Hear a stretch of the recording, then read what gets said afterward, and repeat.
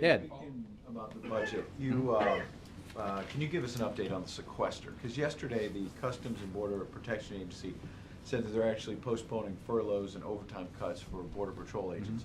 I thought in February when Secretary Napolitano came out here with you, she told us it was dire, these Border Patrol agents were going to be furloughed, and that we were going to be less safe because of that.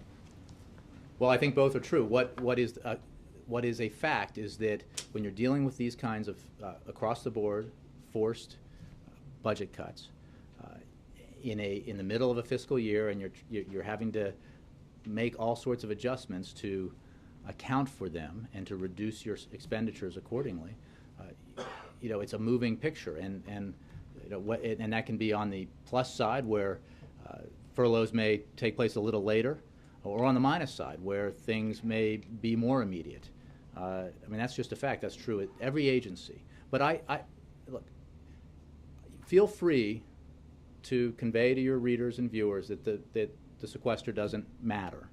Okay. And then explain No, you said it wasn't dire. The Secretary came in here and said that we were going to be less safe, that people were going to be crossing the border because there were less Border Patrol agents. And then they announced yesterday, actually, we're not doing that.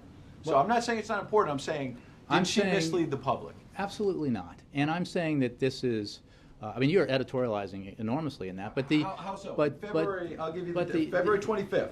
She said, if you have 5,000 fewer Border Patrol hours or agents, you have 5,000 fewer Border Patrol agents. That has a real impact.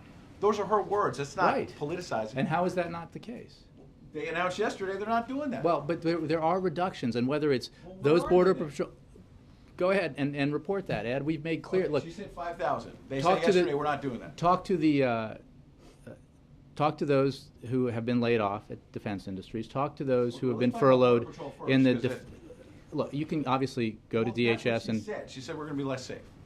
Right, and the impacts of the sequester will not all be immediate. They will. If you can predict to me when the sequester will end, if it will end, when Republicans will make the fateful decision to fund Border Patrol agents or fund our national security interests or fund Head Start at appropriate levels and rather than continue to extend tax breaks to the wealthy and well-connected. Tell me when that happens, and then we can assess what damage was done after the fact.